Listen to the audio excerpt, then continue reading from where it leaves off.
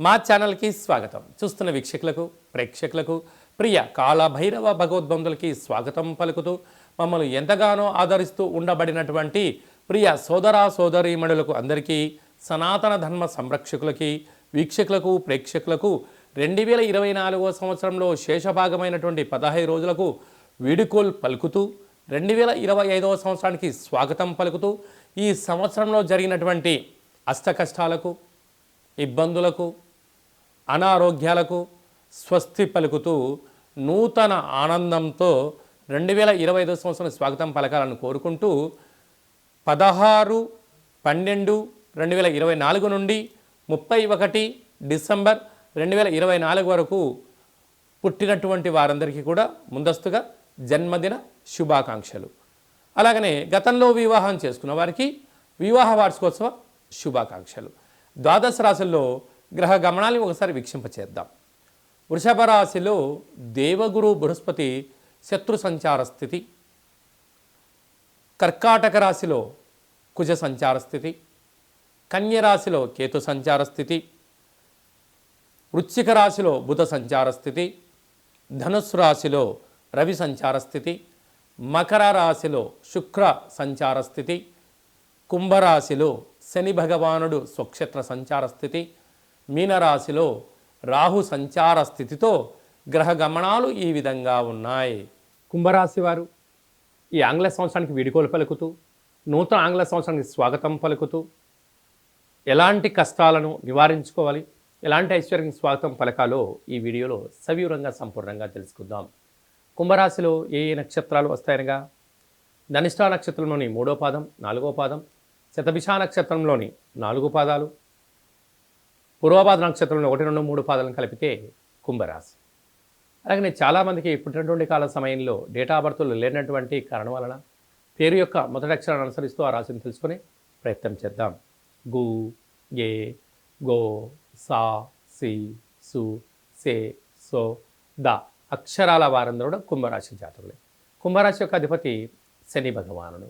వీరికి ఏళ్లనాటి శని మధ్యమ సంచార స్థితి జరుగుతూ ఉండడం, 2వ స్థానంలో రాహు, అర్ధాష్టమ గురువు, 6వ స్థానంలో కుజుడు, అష్టమంలో కేతువు, వ్యయంలో రవి సంచార స్థితి, లాభస్థానంలో రవి సంచార స్థితి, వ్యయంలో శుక్ర భగవానుడు సంచార స్థితి ఉండడం వలన అనుకూలత చాలా తక్కువగా ఉంది. కనుక వీలైనంత వరకు ఆవేశాలకు దూరంగా ఉండండి, పంతాలకు పట్టింపులకు వెళ్ళొద్దు. ఏదైనా వృత్తి ఉద్యోగ వ్యాపార కార్యక్రమాలు చేసేటప్పుడు ఓపిక పట్టుదల చాలా అవసరం. ఇవన్నీ మీకున్నాయి. కానీ సంవత్సరం చివరి శేష రోజులలో శత్రువులు మిమ్మల్ని రెచ్చగొట్టే ప్రయత్నం చేయడం, ఇక్కడ నుంచి మిమ్మల్ని పంపించాలని కొందరు ఎదురు చూడడం, వాళ్ళకు అవకాశం ఇవ్వద్దు. కనుక వీలైనంత వరకు మౌనం, ధ్యానం, ఏకాగ్రత, లక్ష్యం వైపు ప్రయాణం చేయడం, ఉద్యోగాల్లో ఎలాంటి తప్పుడు మార్గాలకి మీరు వెళ్ళకపోవడమే మీ విజయానికి తొలిమెట్లు. అలా మీరు ఎప్పుడైతే ఉన్నట్లయితే సభల యందు సమావేశాల యందు మాట్లాడే అధికార యోగ్యత మీకు సొంతమవుతుంది. కనుక గ్రహ సంచార స్థితి అనుకూలంగా లేదు. కనుక ఇలాంటి కాల సమయంలో ఒక గ్లాసు బియ్యాన్ని అన్నంగా ఏర్పాటు చేసుకొని అందులో పసుపు వేసినట్లయితే అంత పచ్చగా మారిపోతుంటుంది. ఒక నిమ్మకాయని పెట్టి కర్పూరం పెట్టి దిష్టి తీసి వెలిగించి పక్షులకు దానం చేయడం కానీ, చేపలకు నీటిలో వేయడం కానీ, కుక్కలకు పెట్టడం కానీ దానము చేయడం వలన ఆ గ్రహాలు శాంతింపబడి మీకు నరదృష్టి, శత్రు ప్రభావము, అంతర్గతమైన శత్రువులు మీ పైన దాడి చేయకుండా ఆపుకోవడానికి ఇది ఒక రకమైన మార్గం అని చెప్పి కూడా గమనించాలి. అలా కుదరలేదు, ఈ కింది నెంబర్ సంప్రదించండి, ఏం చేయాలో చెప్పడం జరుగుతుంది. వీడియో కాల్ ద్వారా కార్యక్రమం చేయించి ఈ సంవత్సరంలో కష్టాలకి ఇక్కడ ఫుల్ స్టాప్ కలిగి 2025కు స్వాగతం పలుకుతూ స్వాగతంలో విజయాలు ఎలా పొందాలో తెలియజేయడం జరుగుతుందని చెప్పి కూడా గమనించాలి. ఈ 2024 సంవత్సరానికి మన స్వస్తి పలుకుతూ ఈ యొక్క ఆంగ్ల సంవత్సరంలో చివరి రోజు సోమవతి అమావాస్య, మంగళవారం అమావాస్యతో కూడుకున్నటువంటి అవుతున్నాయి. కనుక ప్రధానంగా మనము ఎలాంటి విధి విధానాలు పాటించాలో కూడా తెలుసుకుందాం. ఎందుకనగా ఇయర్ ఎండింగ్ అనగానే మనకు 25వ తారీఖు నుండి హాలిడేస్ రావడం, అందులో సంవత్సరంలో చివరి ఆదివారం, చివరి సోమవారం, చివరి మంగళవారం.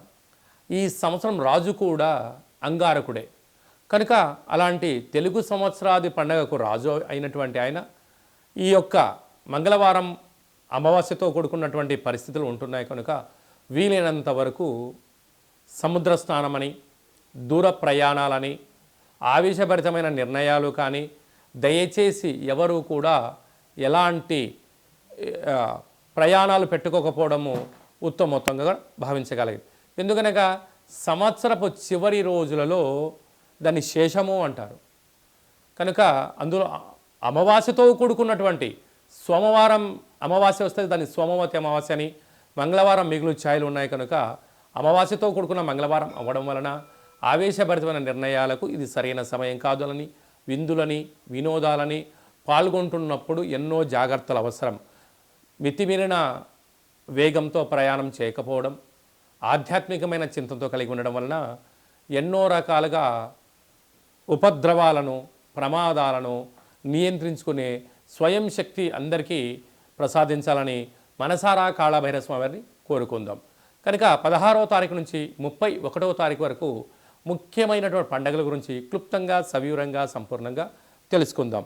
23వ తారీఖున బహుళాష్టమి సోమవారము ఉత్తరా నక్షత్ర సందర్భంగా కాళభైరవ స్వామికి స్మరణ, ధ్యానము, పూజా కార్యక్రమంలో పాల్గొనడం వలన మనకు సకల అష్టకష్టాలు తొలగిపోతాయని చెప్పి కూడా గమనించాలి.